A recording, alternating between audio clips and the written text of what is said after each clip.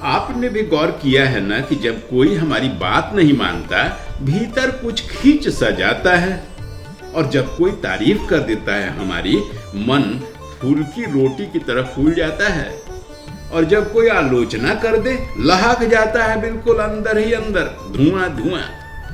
वह जो हमारे भीतर हमेशा मैं और मेरा के इर्द गिर्द घूमते रहता है, वही अहंकार है। वह घना काला बादल जैसा जो हमें हमारी ही अंतःकरण के सामने सहज नहीं रहने देता है। नमस्कार, मैं गजेंद्र। अंतर यात्रा के आज की प्रस्तुति में स्वागत है मित्रों। हम चतुष्पद के संबंध में पिछले कई मंगलवारों से बात कर रहे हैं। 4 स्तंभ होते हैं हमारे अंतःकरण के, हमारे व्यक्तित्व के, जिसमें 3 हम पिछले 3 मंगलवारों को समझे हैं: मन, बुद्धि और चित्त। आज चौथे खंभे के बारे में जानेंगे, अहंकार। ये वो काली परत है, छाया है बिल्कुल घनी बादलों की तरह, जो हमें और हमारे अंतरात्मा, अंतःकरण या व्यक्तित्व के बीच में एक घना कोहरा जैसा फैला रहता है। हम ही से दूर किए रहते हैं। चलिए विस्तार से समझते हैं अहंकार।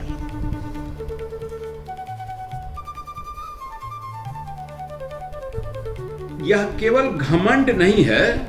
संस्कृत में अहंकार का मतलब 2 शब्दों से मिला हुआ है, अहं और कार। अहं मतलब मैं, कार माने करता, मैं करता हूं। यह एक अनुभूति है जो जीवन के विकास के क्रम में एक महत्वपूर्ण भूमिका निभाती है, पहचान देती है हमारी।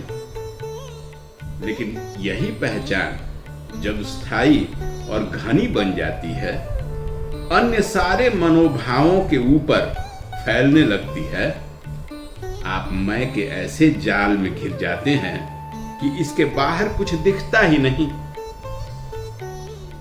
इसके 3 परत होते हैं, तीनों परत को समझते हैं। एक तो बाहरी परत होता है जिसे फंक्शनल ईगो कहते हैं, वह पहचान, वह भूमिका जो हमारी पहचान बनाता है।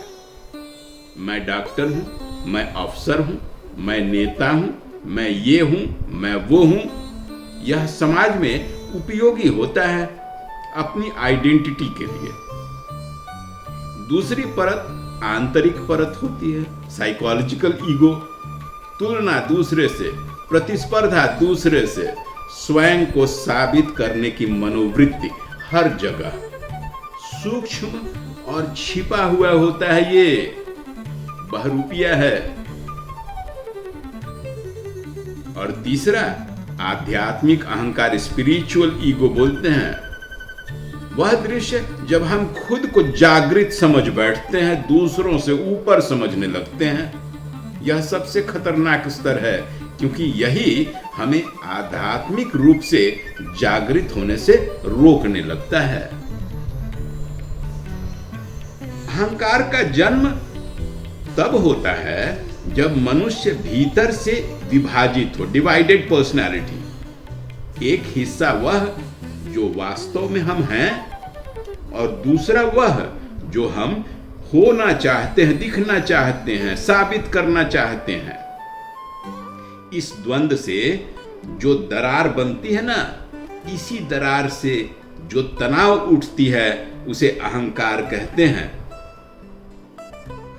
जब तक मन में पूर्णता नहीं है, अहंकार को जीवित रहने के लिए उर्वरा मिट्टी मिल जाती है, मौका मिल जाता है। लेकिन जहां शांति, स्वीकृति और आत्मबोध है, संतोष है, वहां अहंकार टिक ही नहीं सकता, क्योंकि उसके लिए उर्वरा भूमि ही नहीं यहां पर। पूर्ण व्यक्ति को स्वयं को साबित करने की कोई जरूरत नहीं होती, इसलिए पूर्ण होने पर अहंकार स्वतः विलीन हो जाता है। इसीलिए स्वस्थ होना यानी पूर्ण होना।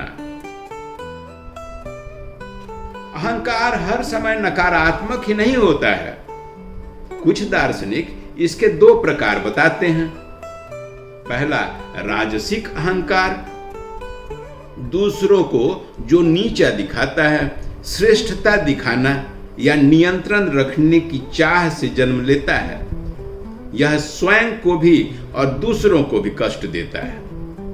लेकिन दूसरे तरह का सात्विक अहंकार कहलाता है। यह रचनात्मक भी हो सकता है।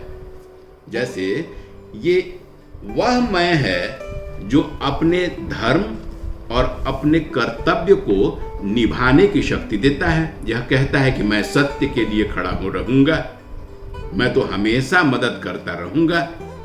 भीष्म पितामह थे ना, सब कुछ जानते हुए भी कौरवों का साथ दिए ना।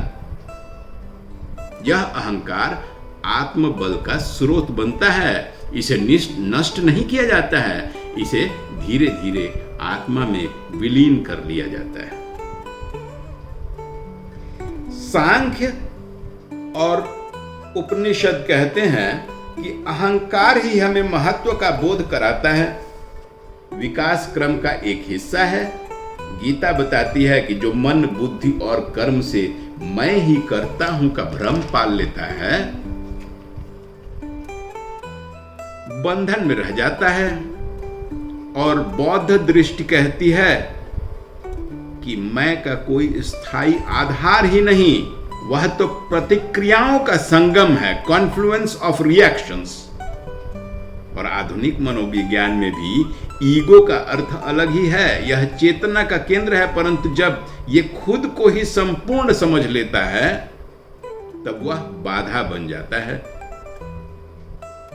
वेदांत कहता है कि असली समस्या अहंकार होना नहीं है, मिथ्या अहंकार होना है। मिथ्या अहंकार वह है जो स्वयं को केवल शरीर या भौतिक अस्तित्व मान लेता है। वह सोचता है मैं यह देह हूं, यह नाम हूं, यह पहचान है। और यही भ्रम उसे निरंतर असुरक्षा की पीड़ा में रखता है। लेकिन वास्तविक अहंकार या आध्यात्मिक स्वाभिमान कहता है कि मैं आत्मा हूं, मैं ब्रह्मांश हूं।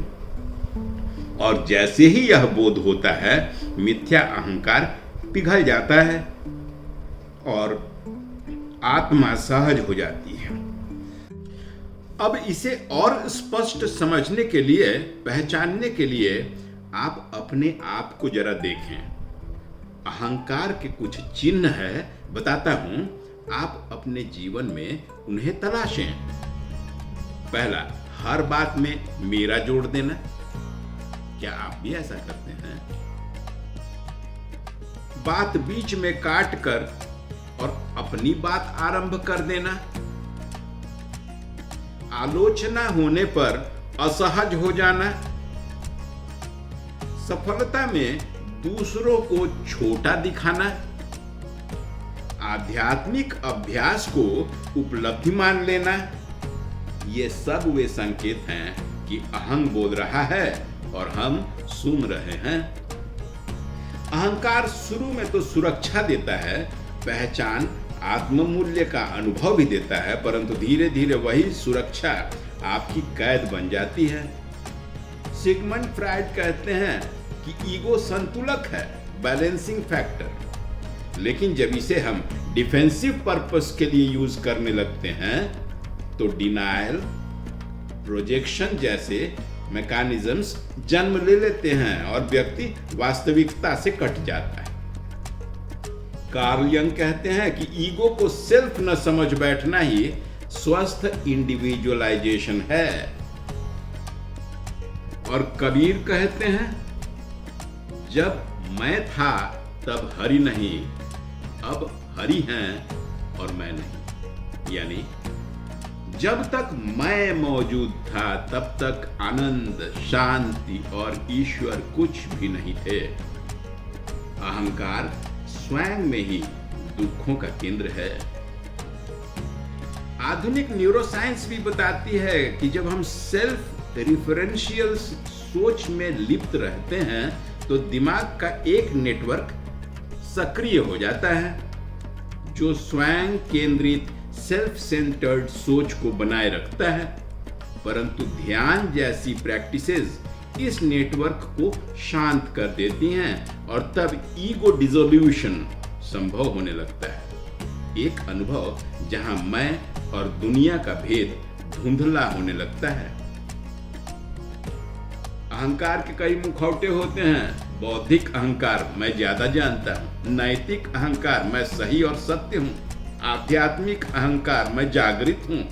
पीड़ित अहंकार, मैं पीड़ित हूं, पर मेरी पीड़ा कोई समझता ही नहीं। यह सब अहंकार के विभिन्न विभिन्न मुखौटे होते हैं। बहुरूपिया होता है अहंकार, और इन सब के पीछे एक सामान्य भाव है, भय, कहीं मैं अलग थलग ना हो जाऊं। और इस अहंकार से होता क्या है? जब अहंकार बढ़ता है, संवाद रुक जाती है, रिश्तों में खटास शुरू हो जाती है और सीखना बंद हो जाता है। हम छोटे छोटे सत्य को भी अपने पहचान से बड़ा बना लेते हैं और जीवन की वास्तविक जटिलता से कट जाते हैं। कई बार तो आध्यात्मिक यात्राएं भी अहंकार बढ़ाती हैं। मैंने पाया है कि भगवान अमुक अमुक हैं।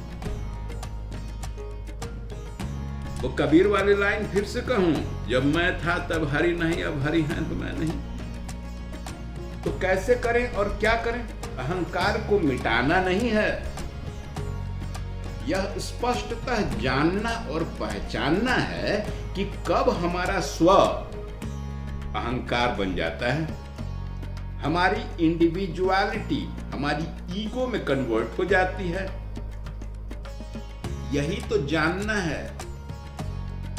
कुछ सामान्य अभ्यास बताता हूं, ध्यान से समझिएगा। सबसे पहला तो सजगता है, साक्षी भाव, विटनेसिंग योरसेल्फ। जब भी कोई विचार आए, मैं कर रहा हूं, उसे एक बाहरी दर्शक की तरह देखिए, थर्ड पार्टी ऑब्जर्वर, जैसे आप टेलीविजन पर कुछ देख रहे हो प्रोग्राम। यह एक विचार है जो मेरे अंदर उठ रहा है, लेकिन यह मैं नहीं हूं। तो अपने आप से अपने मैं के विचार को अलग रखकर उसे गौर से देखने मात्र से ही वह शांत होने लगता है। सुनने में आरंभ में अटपटा सा लगेगा, कठिन भी, लेकिन यही है साक्षी भाव का अभ्यास, जो हमारे व्यक्तित्व के विकास के कई मानसिक अनुभूतियों से हमें अलग रख सकता है। यह बड़ा कोर है। अपने व्यक्तित्व को सुधारने का सिर्फ अहंकार ही नहीं, कई कई चैप्टर्स में इसकी आवश्यकता पड़ेगी। साक्षी भाव, जैसे हम दूसरे को देखते हैं और उनके मनोभावों को समझ लेते हैं, क्या हम अपने को नहीं देख सकते और अपने मनोभावों को नहीं समझ सकते एक ऑब्जर्वर की तरह? यही साक्षी भाव है। अटपटा तो लग रहा है, लेकिन प्रैक्टिस कीजिए ना। 1 महीना से ज्यादा समय नहीं लगेगा समझने में कि कैसे हम साक्षी भाव से एक थर्ड पार्टी ऑब्जर्वर की तरह अपने मन में उठ रहे इच्छाओं को, विचारों को, मनोभावों को समझ रहे हैं। बेहतर समझिएगा आप। दूसरा उपाय, कृतज्ञता, विनम्रता, ग्रेटिट्यूड। रोज धन्यवाद दें, अभ्यास करें कृतज्ञता क्या, हर उस चीज के लिए जो आज आपको खुश कर गई, संतुष्ट कर गई, प्रसन्न कर गई। इससे मैं की भावना धूमिल होने लगती है और वह की भावना प्रगाढ़ हो जाती है। वह जो आज मुझे खुश कर गया, मेरी सांसें, मेरे गार्डन की खुशबू, वो बारिश का पानी, कई सारी चीजें हैं जिनके प्रति आप प्रतिदिन विनम्रता और ग्रेटिट्यूड यानी आभार व्यक्त कर सकते हैं। तीसरा, सेवा भाव, निष्काम कर्म कीजिए, फल की इच्छा के बिना सेवा के रूप में अपना काम करना आरंभ कर दीजिए। जो कुछ भी आप कर रहे हैं, किसी न किसी के लिए सेवा है। यह आपके अहंकार को धीरे धीरे पिघलाने लगता है। जो कुछ भी आप काम करते हैं वो किसी न किसी के लिए तो करते हैं ना, उसका फलाफल आपको मिलता है, लेकिन काम तो किसी और के लिए होता है। चौथा, ध्यान कीजिए, मेडिटेशन। प्रतिदिन ध्यान से मन की उत्तेजना शांत होती है। डिफॉल्ट मेंटल नेटवर्क, पहले भी बताया था ना एक प्रस्तुति में, अभी उसका तो नाम याद नहीं आ रहा है, लेकिन किसी न किसी प्रस्तुति में मैंने बताया था कि डिफॉल्ट मेंटल नेटवर्क जो होता है वह हमारी उत्तेजना को बढ़ाता है, और प्रतिदिन ध्यान करने से डिफॉल्ट मेंटल नेटवर्क शांत होता है, और जब शांत हो जाता है स्व अनुभव बदल जाता है। पांचवा, संदेह और आत्मनिरीक्षण, ह्यूमिलिटी एंड सेल्फ इंक्वायरी, यानी अपने विश्वासों को चुनौती दें। क्या मैं सचमुच इतना जानता हूं? क्या मैं वाकई इतना ज्ञानी हूं? यह आपके अहंकार को, घमंड को नियंत्रित करता है और विनम्र अनुशासन का श्री गणेश कर देता है। सच्चा प्रेम और समर्पण अहंकार का अंत है मित्रों। जब आप किसी के लिए बिना शर्त समर्पित होते हैं, मैं और तू का विभाजन खत्म हो जाता है, आत्मा सहजता से प्रकट होने लगती है। ध्यान रहे, अहंकार का अंत एक प्रतियोगिता नहीं है, इसे दबाना भी अहंकार का ही एक रूप हो सकता है। हम उसे मारने की कोशिश कदापि न करें, उसे देखें, उसे समझें और धीरे धीरे उसे बदलें, ताकि आपके अंतःकरण और आपके स्व के अंदर जो काली बादल की छटा घेरे हुए है वो धीरे धीरे विलीन हो जाए। यह एक धैर्यपूर्ण यात्रा है। तो साक्षी बनिए और देखते रहिए, सब आप ही के अंदर है, अहंकार भी, साक्षी भाव भी और विनम्रता भी। यात्रा का आरंभ भी यही है। कैसी लगी अहंकार की आज की प्रस्तुति? अगर आप इसमें से कुछ भी अपने अंदर फील कर रहे हो, महसूस कर रहे हो, ध्यान से देखिए। अपने आप को बदलना सबसे आसान है, दुनिया थोड़ी बदल सकते हैं हम। अगली प्रस्तुति में हम फिर मिलेंगे। चतुष्पद तो खत्म हो गया, चारों पद की वार्ता हो चुकी। अब हम खुद को जाने के लिए अगले मनोभाव के साथ फिर अगले मंगलवार को मिलते हैं। आज इजाजत दीजिए, नमस्कार।